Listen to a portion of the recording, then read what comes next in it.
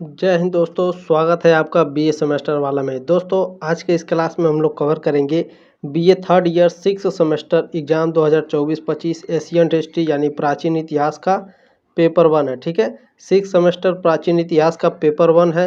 Paper का नाम क्या है भैया? पेपर का नाम मोस्ट इम्पोर्टेंट है क्योंकि ये आपकी एडमिट कार्ड पर लिखा मिलेगा। ठीक है, रिलीजन एंड फिलोसॉफी, धर्म और दर्शन। ठीक है, अच्छा, इसमें आपके 60 मोस्ट इम्पोर्टेंट जो एमसीक्यू होने वाले हैं वो भी नोट्स के साथ आपको मिलेंगे। ठीक है, यदि आपका जो एग्ज़ाम होता है सब्जेक्टिव टाइप होता है तो भी आप इस क्लास को अटेंड कर सकते हैं। यदि ऑब्जेक्टिव टाइप आपका एग्ज़ाम होगा तो भी आप इस क्लास को अटेंड कर सकते हैं। बहुत ही इम्पोर्टेंट ये क्लास है। ठीक है, बहुत ही शानदार क्लास है दोस्तों।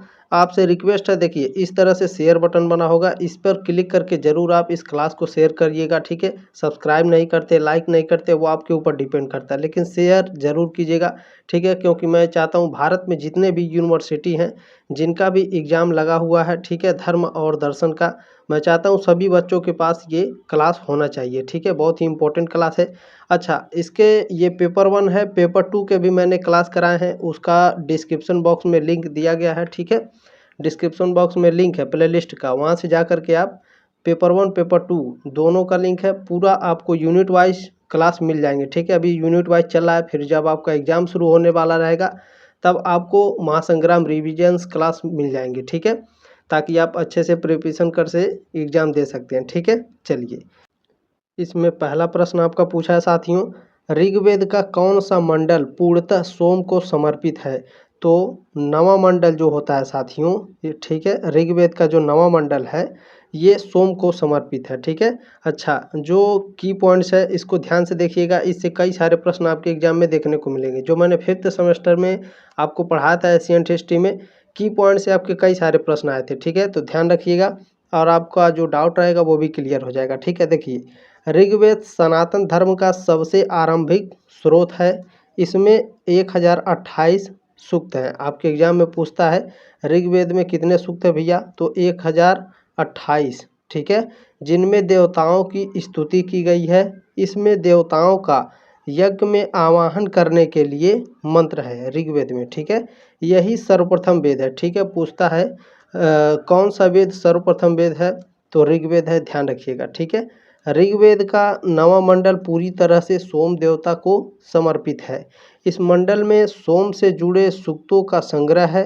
इसमें 114 सूक्त है जो सोम पवमान यानी दोस्तों सोम की शुद्धि को समर्पित है। ठीक है, चलिए अगला प्रश्न। अच्छा, इसका पीडीएफ डाउनलोड करने के लिए आपको क्या करना पड़ेगा? टेलीग्राम ग्रुप का लिंक दिया गया डिस्क्रिप्शन बॉक्स में, टेलीग्राम ग्रुप ज्वाइन कर लीजिएगा। ठीक है, वीडियो के ठीक नीचे आपको पीडीएफ मिलेगा, वहाँ से आप डाउनलोड कर लीजिएगा। ठीक है, इससे आपका रिवीजन भी हो जाएगा, आपको नोट्स भी मिल जाएंगे। ठीक है, दूसरा प्रश्न है, सिंधु घाटी के लोग विश्वास करते थे।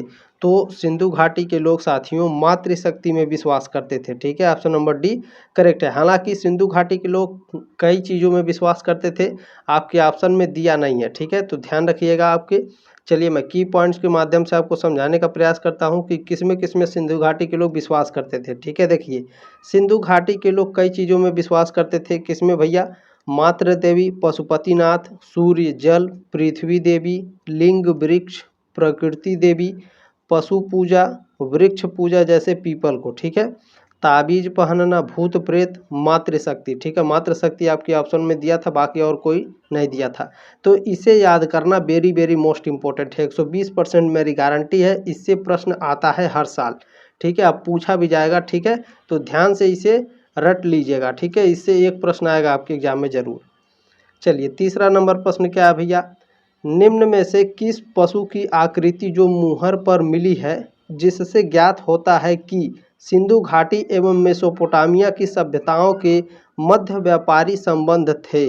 तो बैल की। ठीक है, बैल की मुहर पर आकृति मिली है जिससे यह ज्ञात होता है साथियों सिंधु घाटी सभ्यता और मेसोपोटामिया की सभ्यता के बीच में व्यापार होता था। ठीक है, जो सिक्के मिले हैं उस पर बैल की आकृति से यह ज्ञात होता है। ठीक है, सिंधु घाटी और मेसोपोटामिया के बीच में व्यापार होते थे। ठीक है, चलिए अच्छा, की पॉइंट्स के माध्यम से मैं कुछ समझा रहा हूँ, ध्यान दीजिएगा।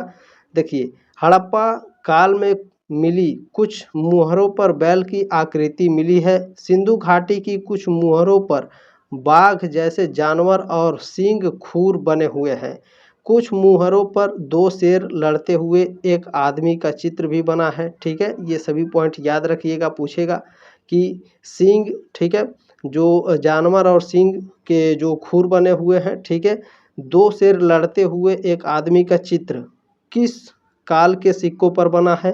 तो हड़प्पा काल के सिक्कों पर। ठीक है, देखिए सिंधु घाटी सभ्यता 2500 ईसा पूर्व से लेकर के 1700 ईसा पूर्व की इसे हड़प्पा सभ्यता के नाम से जाना जाता है। ठीक है, आपसे काल पूछता है सिंधु घाटी सभ्यता का काल कब से कब तक रहा, तो 2500 से 1700 ईसा पूर्व तक। ठीक है, अच्छा, हड़प्पा सभ्यता में भगवान शिव को पशुपति के नाम से जाना जाता था। ठीक है, आपके एग्जाम में पूछता है पशुपति को किस नाम से जाना जाता था, तो भगवान शिव को पशुपति के नाम से जाना जाता था। ठीक है, मुहरों पर पशुपति की छवि भी बनी हुई है।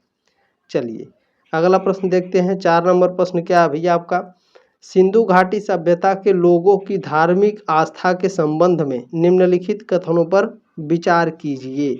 तो हमको विचार करना है, बताना है कौन सा ऑप्शन सही है और कौन सा गलत है। ठीक है, आपके 4 नंबर दिए हैं। पहला क्या है, वे अत्यधिक धार्मिक लोग थे जिनके पास पूजा के लिए बड़े मंदिर थे। यह गलत है, उनके पास मंदिर नहीं थे। ठीक है, उस जमाने में। अगला क्या है, सिंधु क्षेत्र के लोग पेड़ों और जानवरों की पूजा करते हैं। ये सही है। ठीक है, वे भूतों में विश्वास करते थे, अभी मैंने ऊपर पढ़ाया है, ये आपका सही है। वे मृत्यु के बाद जीवन में विश्वास करते थे, बिल्कुल करेक्ट है आपका। यानी दोस्तों दूसरा, तीसरा और चौथा आपका करेक्ट है। ठीक है, दूसरा, तीसरा और चौथा ऑप्शन नंबर डी में दिया है, ऑप्शन नंबर डी करेक्ट है हमारा। अगला प्रश्न देखेंगे क्या भैया, प्रश्न नंबर 5 आपका दिया है, निम्न में से कौन सा सिंधु स्थल समुद्र तट पर स्थित नहीं था? तो कोट दीजी जो है दोस्तों, यह समुद्र तट पर स्थित नहीं था। अच्छा ये बताइए सर कि कोट दीजी कहाँ पर अवस्थित था? चलिए बताते हैं। देखिए सिंधु स्थलों से कोट दीजी समुद्र तट पर नहीं है, यह पाकिस्तान के सिंध प्रांत में सिंधु नदी के किनारे स्थित है। ठीक है, सिंधु घाटी सभ्यता के प्रमुख स्थल मैंने यहाँ पर आपको टाइप करवाए हैं। ठीक है, इसे याद कर लीजिएगा। आप चाहे कॉम्पिटिटिव का एग्जाम दीजिए, चाहे आप ग्रेजुएशन का एग्जाम दीजिए, ये आपके जीवन भर काम आएगा जब तक आप तैयारी करेंगे। ठीक है, तो ध्यान रखिएगा। सिंधु घाटी सभ्यता के प्रमुख स्थल कौन है भैया? मोहनजोदड़ो, हड़प्पा, चौंदड़ो, लोथल, बनावली, धौलावीरा, राखीगढ़ी, कालीबंगन, उरूख, भीरड़ाड़ा। ठीक है, ये सभी क्या हैं? सिंधु घाटी सभ्यता के प्रमुख स्थल हैं। ठीक है, अच्छा इसमें ये पॉइंट हमेशा याद रखिएगा, भारत में सिंधु घाटी सभ्यता का सबसे बड़ा स्थल राखीगढ़ी है। ठीक है, यह हरियाणा के हिसार जिले में घग्गर के तट पर स्थित है। चलिए प्रश्न नंबर 6 देखेंगे भैया, हमारा क्या है, मेसोपोटामिया में परिवार किस प्रकार के थे? वेरी वेरी मोस्ट इम्पोर्टेंट है। तो एकल परिवार होते थे। ठीक है, मेसोपोटामिया में जो परिवार होते थे साथियों, एकल परिवार के होते थे। चलिए दोस्तों, अगर क्लास अच्छा लग रहा होगा तो शेयर ज़रूर कर दीजिएगा। ठीक है, आपसे रिक्वेस्ट है और आपकी जिम्मेदारी भी है। ठीक है, चलिए एक ही लोगों को शेयर करिएगा, व्हाट्सएप, टेलीग्राम, फेसबुक कहीं पर भी ज़रूर शेयर करिएगा। व्हाट्सएप से तो आप लोग सभी लोग जुड़े ही होंगे। ठीक है, ज़रूर शेयर करिएगा, मुझे बहुत उम्मीद है आपसे। अच्छा प्रश्न नंबर 7 आपका इसमें पूछा है, निम्नलिखित में से सिंधु सभ्यता के किस स्थल से समुद्री बंदरगाह के साक्ष्य प्राप्त हुए हैं? तो सुतका गेंडोर से प्राप्त हुए हैं, ऑप्शन नंबर डी करेक्ट है आपका। चलिए 8वां प्रश्न क्या है भैया, सिंधु सभ्यता की उत्तरी राजधानी किसे कहा जा सकता है? वेरी वेरी मोस्ट इम्पोर्टेंट प्रश्न है ये। तो भैया यह कहा जाता है हड़प्पा को। ठीक है, सिंधु घाटी की जो सभ्यता सिंधु घाटी जो है दोस्तों, इसकी जो उत्तरी राजधानी कहा जाता है वह हड़प्पा को कहा जाता है। ठीक है, ऑप्शन नंबर ए करेक्ट है आपका। बहुत ही इंपॉर्टेंट सभी प्रश्न है दोस्तों। ठीक है, 9वां प्रश्न है, हड़प्पा सभ्यता के पतन का एक कारण क्या है? तो हड़प्पा सभ्यता का जो पतन का कारण था, अर्थव्यवस्था ढह गया था। ठीक है, ऑप्शन नंबर बी करेक्ट है आपका। अगला प्रश्न क्या है भैया, 10 नंबर प्रश्न है, मातृ देवी की पूजा का संबंध किससे था? मातृ देवी की जो पूजा का संबंध था दोस्तों, बताइए। आर्य सभ्यता से था? नहीं था। ठीक है, भूमध्य सागरीय सभ्यता से भी नहीं था, उत्तर वैदिक सभ्यता से भी नहीं था, सिंधु घाटी सभ्यता से था। ठीक है, ऑप्शन नंबर डी करेक्ट है आपका। चलिए 11 नंबर प्रश्न क्या भैया, सिंधु क्षेत्र किस समय तक घने वनों से आच्छादित था। बताइए कितने सालों तक, 500, 1500 सालों तक, 2500 सालों तक या फिर 3500 सालों तक। तो दोस्तों ऑप्शन नंबर डी करेक्ट है, 3500 ईसा पूर्व तक सिंधु क्षेत्र, ठीक है, वनों से घिरा हुआ था। ऑप्शन नंबर डी करेक्ट है आपका। चलिए अगला प्रश्न देखते हैं आपका क्या है। प्रश्न नंबर 12 पूछा है आपका, मोहनजोदड़ो के विशाल स्नानागार के संबंध में कौन सा कथन असत्य है, यानी कौन सा कथन गलत है साथियों, हमें पता लगाना है। तो स्नानागार के चारों तरफ बरामदे तथा कमरे थे, यह सत्य है भैया।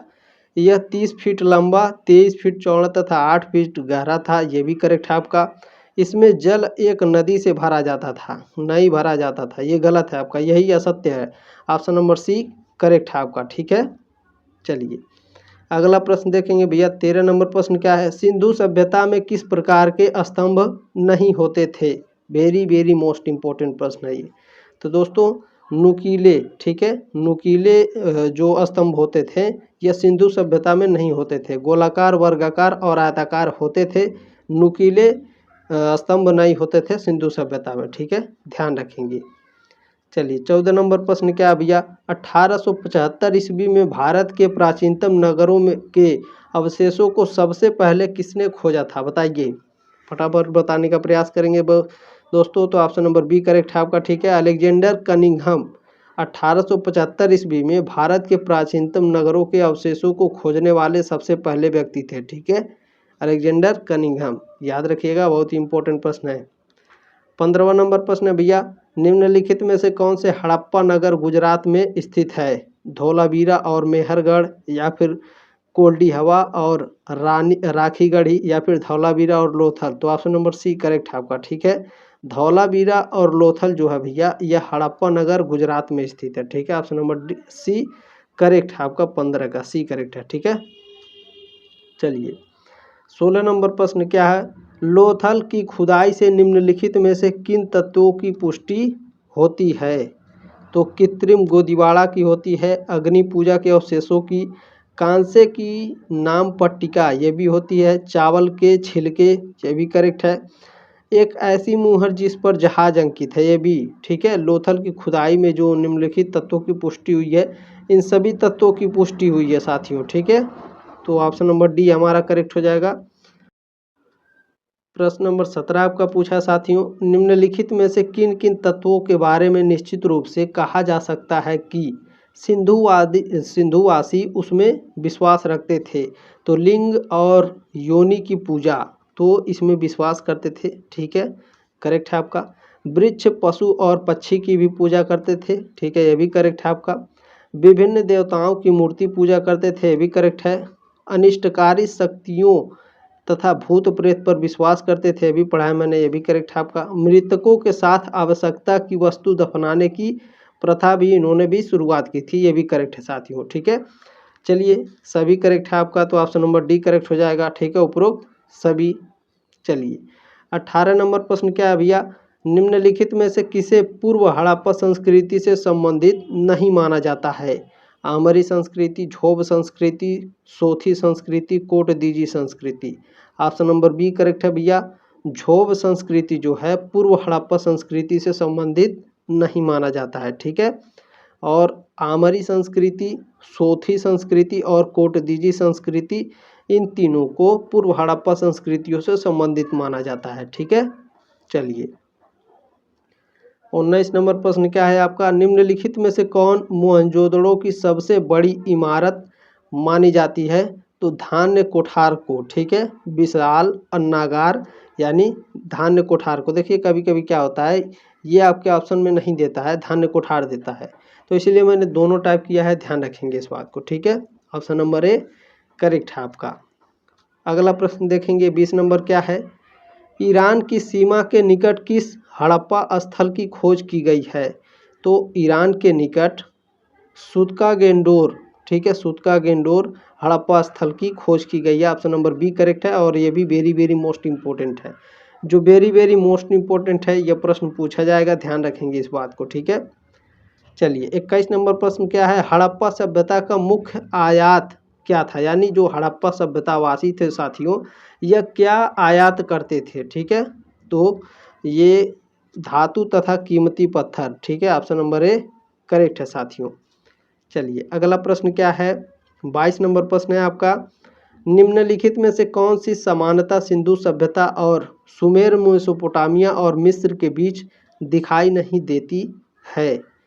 तो साथियों इसमें मृतक संस्कार तथा धार्मिक जो विश्वास हैं, ठीक है, यह जो समानता है मृतक संस्कार और धार्मिक विश्वास सिंधु सभ्यता, सुमेर सभ्यता और मेसोपोटामिया, मिस्र, ये सभी के बीच में दिखाई नहीं देता। बाकी संगीत, नागरिक जीवन, कुंभकार का चक्र, पशुपालन, ये सभी में समानता होती है, लेकिन इसमें नहीं होता। ठीक है, मृतक संस्कार तथा धार्मिक विश्वास, ठीक है, कोई मूर्ति पूजा करता था, ठीक है, कोई प्रकृति की पूजा करता था, ठीक है, कोई पशुपालन नहीं करता था, खेती करता था। तो इसी तरह से सामान्यताएं कई सामान्यताएं होती थीं। ठीक है, सिंधु सभ्यता, सुमेर, मेसोपोटामिया और मिस्र के बीच में। ठीक है, ऑप्शन नंबर बी आपका करेक्ट है, मृतक संस्कार तथा धार्मिक विश्वास। चलिए 23 नंबर प्रश्न है आपका, सिंधु घाटी सभ्यता के बारे में निम्नलिखित में से कौन सा कथन सही नहीं है? ठीक है, इसमें इन चारों में से कौन सा कथन सिंधु घाटी सभ्यता के बारे में सही नहीं है भैया?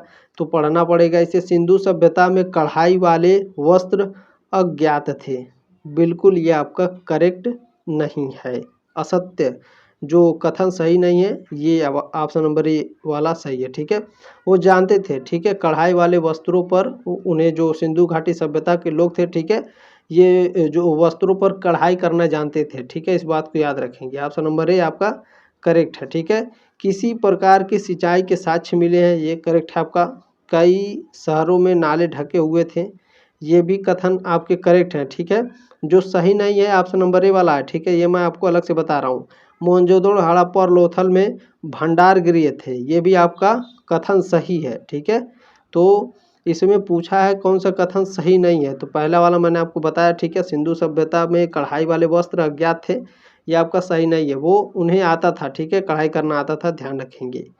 24 नंबर प्रश्न क्या है, सिंधु घाटी सभ्यता निम्नलिखित में से किस काल से संबंधित है? तो प्राक ऐतिहासिक काल से। ऑप्शन नंबर ए करेक्ट है, वेरी वेरी मोस्ट इंपॉर्टेंट, ये आएगा जरूर। ठीक है, सिंधु घाटी सभ्यता किस काल से संबंधित है भैया? तो प्राक ऐतिहासिक काल से। चलिए प्रश्न नंबर 25 क्या है, हड़प्पा के लोग निम्नलिखित में से किस पक्षी की पूजा करते थे? तो भैया कबूतर की पूजा करते थे। ठीक है, जो हड़प्पा सभ्यता के लोग थे कबूतर की पूजा करते थे। ठीक है, चलिए 26 नंबर प्रश्न क्या है आपका, निम्नलिखित में से कौन सी सिंधु सभ्यता की सबसे विशिष्ट विशेषता थी?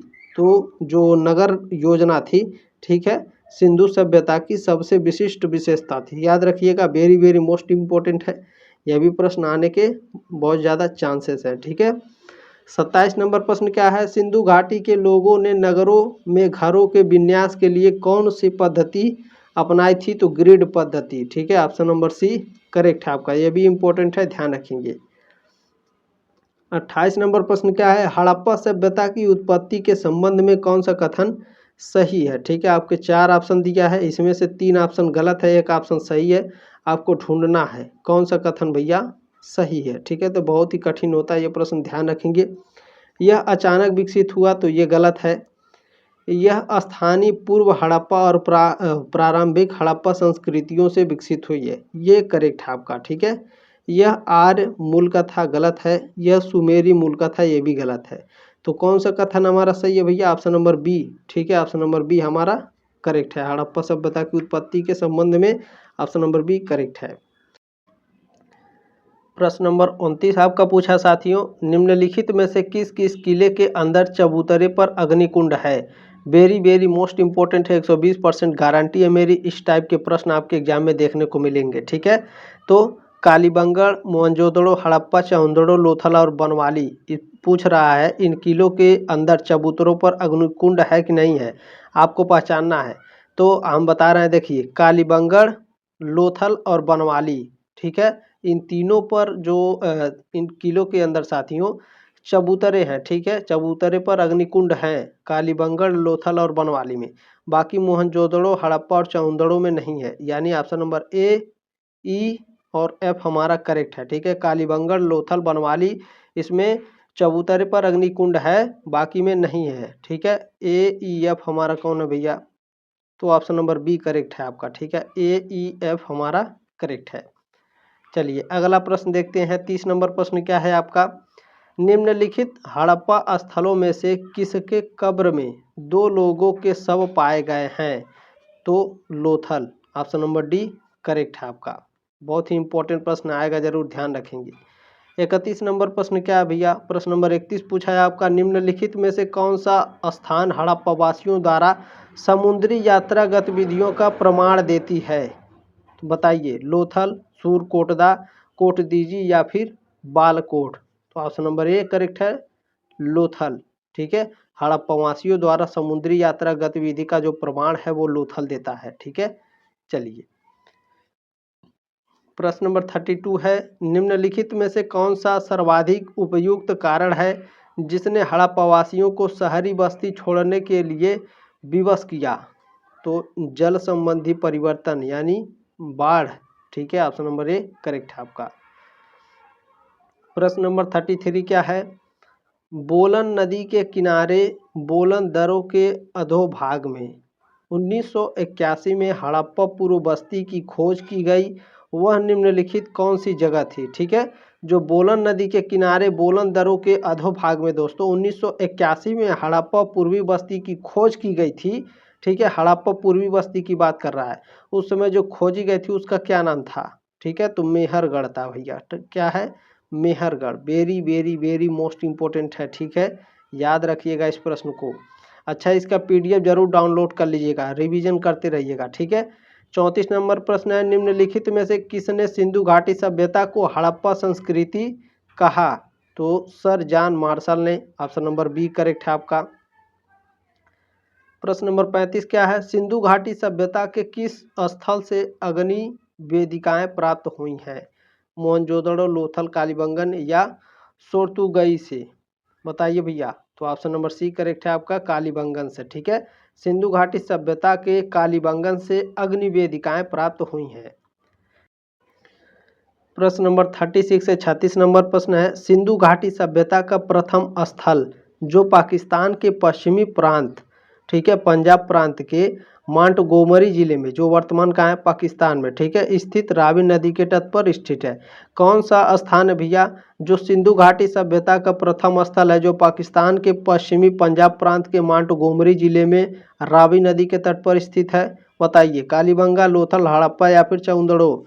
बहुत ही शानदार प्रश्न है। तो हड़प्पा जो है, ठीक है, यह सिंधु घाटी सभ्यता का प्रथम स्थल है जो पाकिस्तान के पश्चिमी पंजाब प्रांत के मांटगोमरी जिले में रावी नदी के तट पर स्थित है। ठीक है, चलिए अगला प्रश्न देखते हैं आपका क्या है? 37 नंबर प्रश्न है, प्रारंभिक आर्यों के बारे में निम्न कथनों में से कौन सा कथन सही नहीं है? ठीक है, 4 ऑप्शन दिया है, इसमें 3 सही है, 1 गलत है आपका। तो एक ढूंढना हमें कौन सा गलत है। वे संस्कृत बोलने वाले थे, जो प्रारंभिक आर्य थे संस्कृत बोलते थे, करेक्ट है।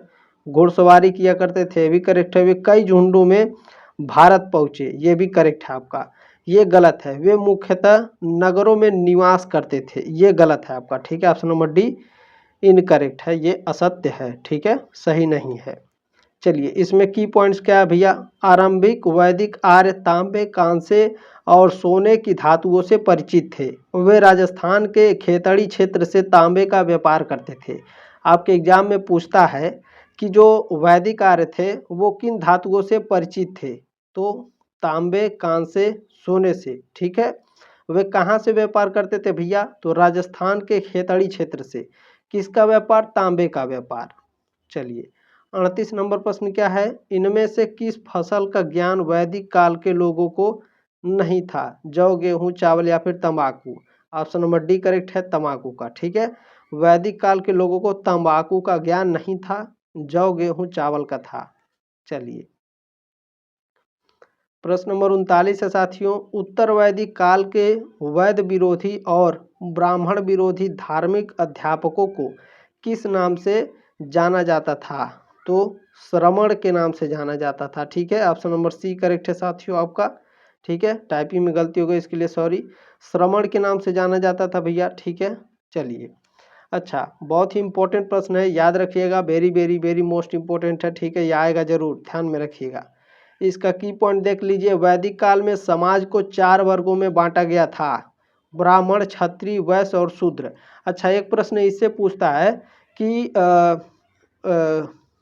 इसे समांतर में बांटिए, ठीक है, जैसे अवरोही आरोही होता है ना, ठीक उसी प्रकार पूछता है कि जो वैदिक काल में 4 वर्गों में बटे थे, ठीक है, समाज 4 वर्गों में बटा था, क्षत्रिय, ब्राह्मण, क्षत्रिय, वैश्य और शूद्र, ठीक है, तो इसे क्रमानुसार समझाइए या फिर क्रमानुसार इसे लिखिए। तो ध्यान रखिएगा, पहले ब्राह्मण, उसके बाद क्षत्रिय, वैश्य, उसके बाद शूद्र।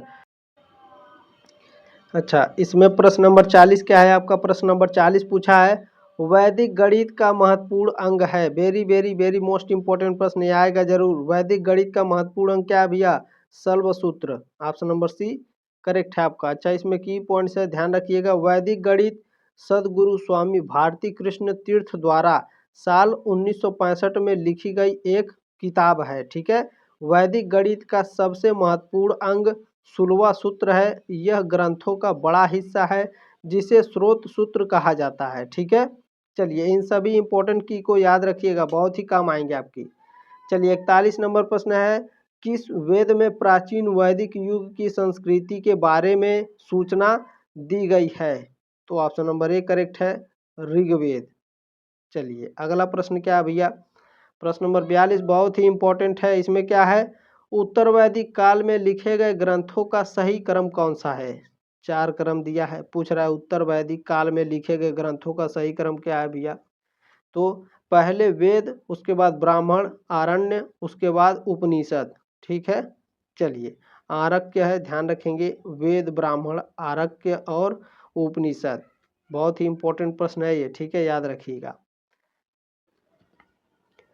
प्रश्न नंबर 43 है भैया, 43 नंबर प्रश्न है, वैदिक काल में जीविकापार्जन हेतु वेद वेदांग पढ़ाने वाला अध्यापक क्या कहलाता था? उपाध्याय कहलाता था भैया, ठीक है। जीविकापार्जन मतलब जीवन जीने के लिए, ठीक है, जो वेद पढ़ाते थे उस अध्यापक को उपाध्याय कहा जाता था, ठीक है। चलिए, 44 नंबर प्रश्न क्या है आपका? 44 नंबर, किस नदी को वैदिक काल में परुसड़ी के नाम से जाना जाता था? तो रावी नदी को वैदिक काल में परुसड़ी के नाम से जाना जाता था। Very very very most important है, ठीक है, यह कॉम्पिटिटिव एग्जाम में भी आपको बहुत हेल्प करेगा, ठीक है, बहुत ही शानदार प्रश्न है साथियों। अच्छा, यहाँ कुछ नदियों के नाम हैं, ठीक है, आधुनिक नाम और उनके प्राचीन नाम मैंने यहाँ पर लिखे हैं दोस्तों, बहुत ही शानदार तरीके से, ठीक है। अगर पसंद आए तो वीडियो को एक लाइक जरूर कर दीजिएगा दोस्तों, ठीक है। चलिए, आपको समझाते हैं, देखिए। आधुनिक नाम कुर्रम, कुर्रम नदी का आधुनिक नाम कुर्रम है, ठीक है। अच्छा, इसका प्राचीन नाम क्या है? कुरुम्ब, ठीक है, कुरुब इसका प्राचीन नाम है। काबुल नदी का प्राचीन नाम कुंभा है। झेलम नदी का प्राचीन नाम बितस्ता है। चिनाब जो नदी है इसका प्राचीन नाम क्या है भैया? आस्किनी, ठीक है, आस्किनी। सतलज नदी का प्राचीन नाम क्या है? सतुद्री। गोमती का प्राचीन नाम क्या है? गोमती नदी का प्राचीन नाम गोमल। गंडक नदी जो है इसका प्राचीन नाम क्या है भैया? सदानीरा। स्वात नदी जो है इसका प्राचीन नाम क्या है? सुवस्तु, ठीक है। बहुत ही शानदार तरीके से मैंने लिखा है दोस्तों, ठीक है। वीडियो को जरूर एक लाइक कीजिएगा, जो मैंने आपको जिम्मेदारी दी है जरूर शेयर कर दीजिएगा, ठीक है, आपसे रिक्वेस्ट है, आपकी जिम्मेदारी भी है। प्रश्न नंबर 45 है, वैदिक काल में ऋण देकर ब्याज लेने वाले व्यक्ति को क्या कहा जाता था? बहुत ही शानदार प्रश्न है। वैदिक काल में ऋण देकर ब्याज लेने वाले व्यक्ति को वेकनाट कहा जाता था। क्या कहा जाता था भैया? वेकनाट, ठीक है, बहुत ही शानदार प्रश्न है भैया ये। प्रश्न नंबर 46 क्या है आपका?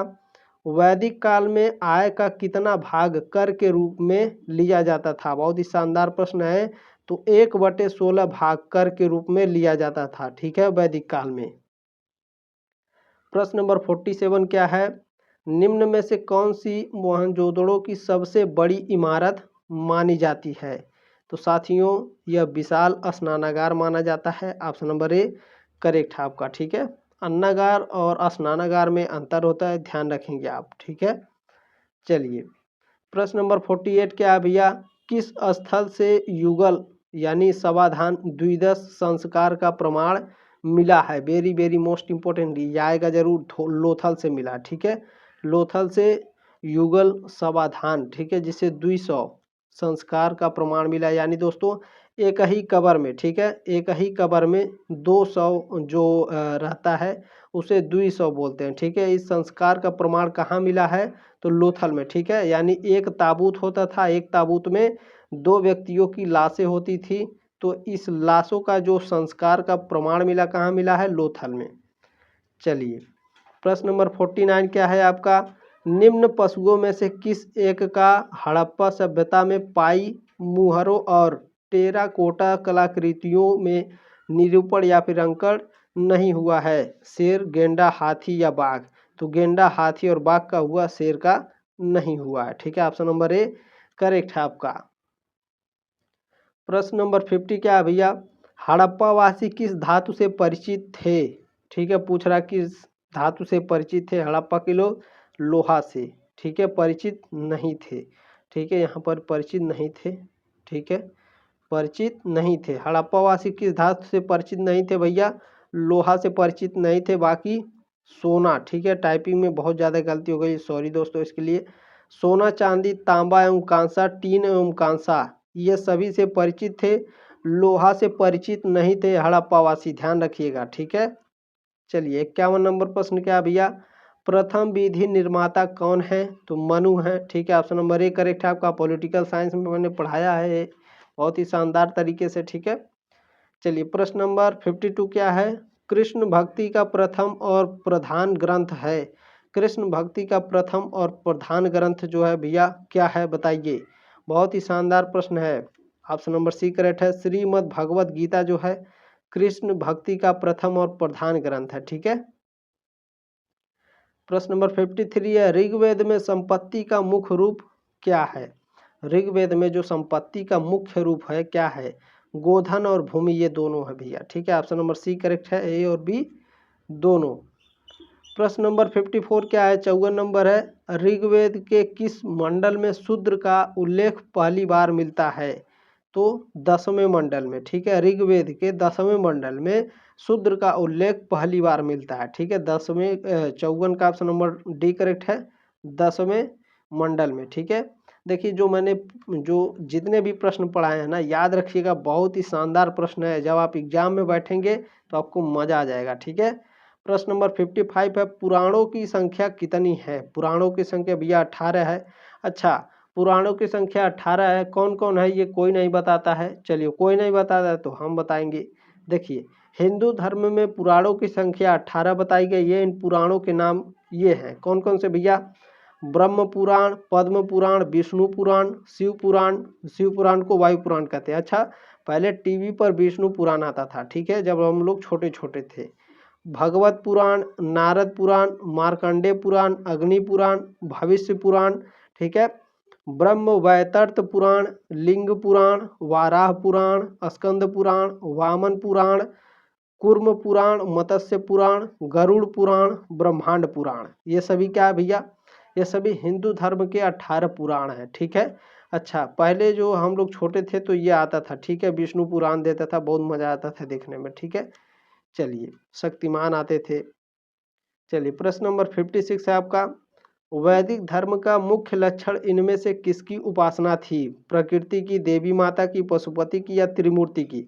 याद रखिएगा, वैदिक धर्म पूछा है। वैदिक धर्म में मुख्य लक्षण इनमें से किसकी उपासना थी? तो प्रकृति की, ठीक है। वैदिक धर्म में प्रकृति की पूजा करते थे, ध्यान रखेंगे। बहुत ही शानदार प्रश्न है, ठीक है। अच्छा, किसकी किसकी पूजा करते थे भैया? वैदिक धर्म के मुख्य लक्षण प्रकृति के, प्रकृति सिद्धांतों में देवी देवताओं की पूजा करना था। कौन कौन देवी देवता थे भैया? सूर्य थे, अग्नि थे, वायु थे, वर्षा, पृथ्वी, जल प्रमुख, ये सभी प्रमुख थे, ध्यान रखेंगे। 57 नंबर प्रश्न क्या है भैया? किस देवता के लिए ऋग्वेद में पुरंदर शब्द का प्रयोग हुआ है? बहुत शानदार प्रश्न है। तो इंद्र के लिए, ऑप्शन नंबर ए करेक्ट है आपका। की पॉइंट्स क्या है आपका? अच्छा, इसमें की पॉइंट्स बहुत ही शानदार है, ध्यान दीजिएगा। इसमें देखिए, ऋग्वेद में इंद्र देवता के लिए पुरंदर शब्द का प्रयोग हुआ है। ऋग्वेद में इंद्र को पुरंदर यानी किलों का विजेता कहा गया है। पुरंदर नाम का अर्थ क्या होता है? पूरों को नष्ट करने वाला। ऋग्वेद में इंद्र को समर्पित 250 से ज़्यादा भजन है। ऋग्वेद के प्रमुख देवता इंद्र थे। ऋग्वेद के जरिए इंद्र को कीलों को तोड़ने वाला भी कहा गया है। प्रश्न नंबर 58 क्या है, बहुत ही शानदार प्रश्न है। शुल्ब सूत्र किस विषय से संबंधित पुस्तक है? किस विषय से है भैया? बहुत ही शानदार प्रश्न है, ज्यामिति। ठीक है, शुल्ब सूत्र जो विषय संबंधित है यह ज्यामिति पुस्तक से संबंधित है। अच्छा, इससे संबंधित एक प्रश्न और पूछता है, ध्यान रखिएगा। शुल्ब सूत्र किससे संबंधित थे? समाज के नियम से, औषधि से, सैन्य तकनीकी से या फिर अग्नि वेदियों का मापन और निर्माण से? तो शुल्ब सूत्र जो संबंधित थे अग्नि वेदियों का मापन और निर्माण से संबंधित थे। चलिए 60 नंबर प्रश्न क्या है भैया आपका, भारतीय संगीत का आदि ग्रंथ कहा जाता है? भारतीय संगीत का आदि ग्रंथ ऋग्वेद, सामवेद या फिर उपनिषद या फिर Samaveda? Option number D correct है। सामवेद को भारतीय संगीत का आदि ग्रंथ कहा जाता है। ठीक है। अच्छा, इसके की पॉइंट्स क्या है भैया? इसके की पॉइंट्स है, भारतीय संगीत का सबसे प्राचीन ग्रंथ भरत मुनि का नाट्य शास्त्र है। वहीं सामवेद को भारतीय संगीत का जनक जाना जाता है। सामवेद चारों वेदों में आकार में सबसे छोटा है। इसमें 1875 मंत्र हैं, जिसमें से 69 को छोड़कर बाकी सभी ऋग्वेद के हैं। सामवेद में ऋग्वेद और यजुर्वेद के कुछ मंत्रों का संकलन है। सामवेद के मंत्रों को शास्त्रीय संगीत की सुंदर शैलियों में गाया जाता है। ठीक है। अच्छा, इसे ध्यान रखिएगा, भारतीय संगीत को 3 भागों में बांटा गया है, शास्त्रीय संगीत, उपशास्त्रीय संगीत और सुगम संगीत। ठीक है, आपके एग्जाम में पूछता है भारतीय संगीत के कितने भागों में बांटा गया है? 3 भागों में। भैया कौन कौन से भाग है? शास्त्रीय संगीत, उपशास्त्रीय संगीत और सुगम संगीत। इसमें अगला क्या है, भारतीय शास्त्रीय संगीत की 2 प्रमुख पद्धतियां हैं। पद्धतियां पूछता है। ठीक है, पद्धतियां कौन सी हैं? हिंदुस्तानी संगीत और कर्नाटक संगीत। ये क्या है? भारतीय शास्त्रीय संगीत की 2 प्रमुख पद्धतियां हैं। उम्मीद है साथियों आपको जानकारी अच्छी लगी होगी। आप किस कॉलेज से हैं कमेंट बॉक्स में ज़रूर कमेंट करिएगा। मैं आप लोगों का वेट करता हूं कि आप लोग कमेंट नहीं करते हैं। ठीक है, कमेंट करिएगा, आपके कॉलेज में सब्जेक्टिव टाइप प्रश्न कराए जाएंगे या फिर ऑब्जेक्टिव टाइप, उसी के अकॉर्डिंग दोस्तों काफ़ी शानदार तरीके से तैयारी करा देंगे। ठीक है, चलिए मिलते हैं जल्दी ही नेक्स्ट क्लास में। तब तक के लिए जय हिंद, वंदे मातरम। अपना ख्याल रखिएगा। Bye bye.